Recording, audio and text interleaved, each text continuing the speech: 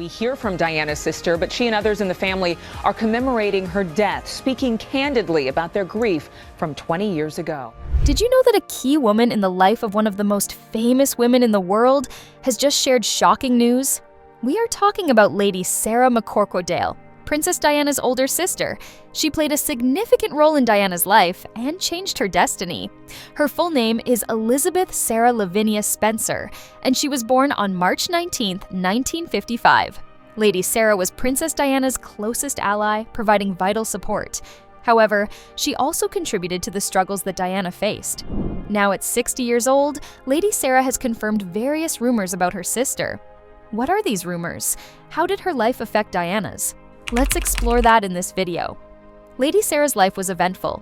She received the noble title the Honorable after her father became the 8th Earl Spencer in 1975, and she quickly took on the title Lady. Early struggles, a life far from perfect.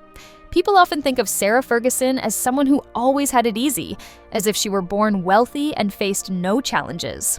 But that's not true.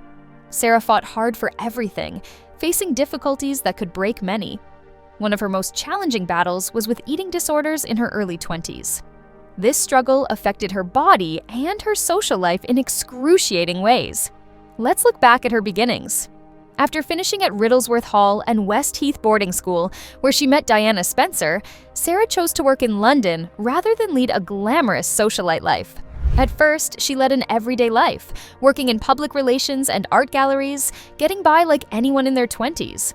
Although she came from an aristocratic background, she wasn't attending fancy parties all the time. Sarah was the relatable one, funny, passionate, and trying to find her way. Her close friendship with Diana made her popular. They were best friends, and that connection brought Sarah into the public eye. However, this attention also brought criticism. People who wanted to target Diana often went after Sarah first, digging up stories and spreading rumors about her. While her rise to fame seemed glamorous, it also had painful consequences. The unbreakable bond.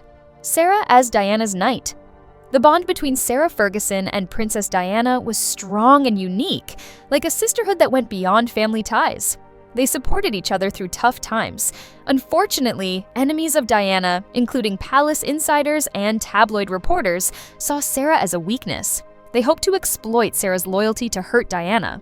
But Sarah stood firm. She became Diana's protector, even if it meant facing opposition from the royal family that had welcomed her.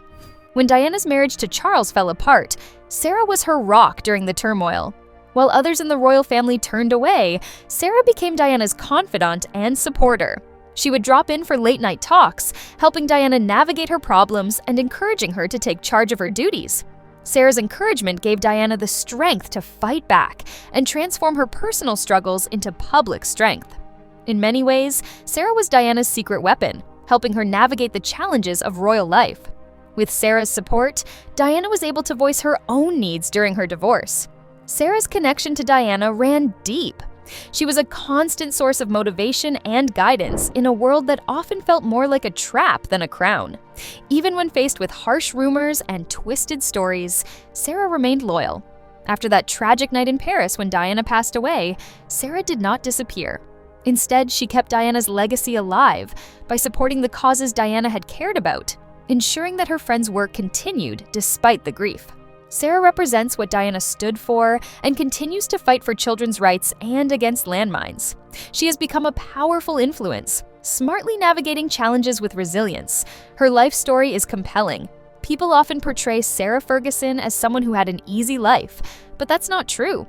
She fought hard for what she achieved, battling serious issues like eating disorders in her 20s, which took a toll on her life.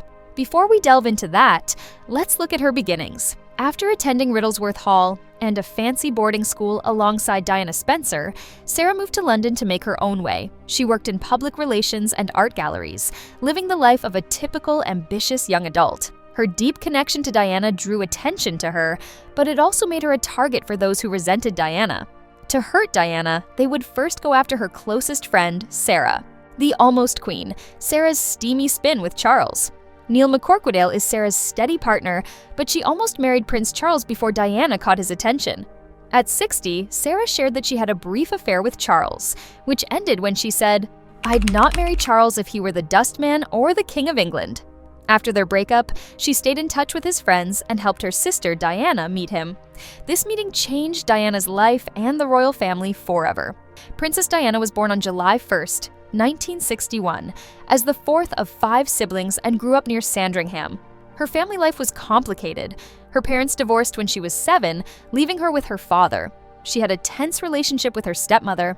In 1977, Sarah introduced 16-year-old Diana to Charles, who had just broken up with her. They met at a polo match, and their relationship grew quickly. After just 13 dates, Charles proposed to Diana, who saw him as her dream partner. However, both would later wish they could warn their younger selves about the tough times ahead. The iconic wedding and early doubts. On July 29, 1981, St. Paul's Cathedral hosted a highly publicized wedding, watched by 750 million people worldwide. Princess Diana's gown, created by designers David and Elizabeth Emanuel, featured a 25-foot train and beautiful lace. The moment she kissed Prince Charles on the balcony felt like a fairy tale. The world admired the shy bride marrying her prince, believing in a perfect love. However, signs of issues in their relationship showed during the engagement. Diana smiled and said they were in love, but Charles replied, "Whatever in love means." This response hinted at deeper problems, and as time went on, it became clearer. Diana embraced her power and used it to make a difference in the world. She transformed from a shy aristocrat into a global force for good. Diana raised awareness about AIDS. In 1987, she publicly shook hands with patients, breaking the stigma around the disease during a time of fear. Her actions gained media attention and changed perceptions. She supported the National AIDS Trust and visited organizations like the London Lighthouse. In 1997, she met Nelson Mandela to discuss support for children affected by the illness. Diana also highlighted the dangers of landmines. In 1997, she walked through an Angolan minefield to raise awareness and advocated for the Ottawa Treaty to ban landmines, working to save lives. She became a champion for leprosy causes in 1989, showing compassion to those marginalized by society. As president of the Royal Marsden Hospital, she launched Children with Cancer UK, using her influence to support research and relief efforts. When Diana faced challenging moments, her friend Sarah encouraged her to keep going and reminded her of her importance in the world. Diana continued to shine, wearing her royal title as a source of strength. Someone who gave so much to others deserved support in return. However, Prince Charles had other priorities. The Camilla scandal, cracks in the fairy tale. In 1993, a phone call between Charles and Camilla Parker Bowles was leaked. This event, known as Camillagate, hurt Charles's reputation. In 1994, he admitted to being unfaithful in an interview with Jonathan Dimbleby, suggesting that his marriage was troubled. At the same time, Princess Diana was heartbroken and turned to her sister for support. In 1995, she said in a famous BBC interview, "Three's a crowd in this marriage," which gained her public sympathy for her dignity.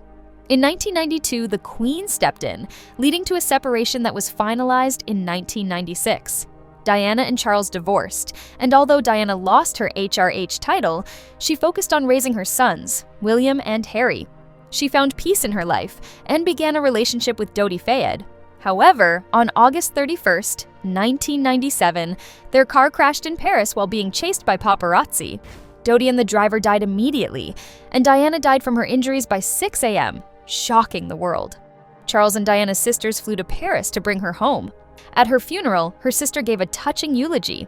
Many questions arose about the circumstances of her death, leading to conspiracy theories about the crash.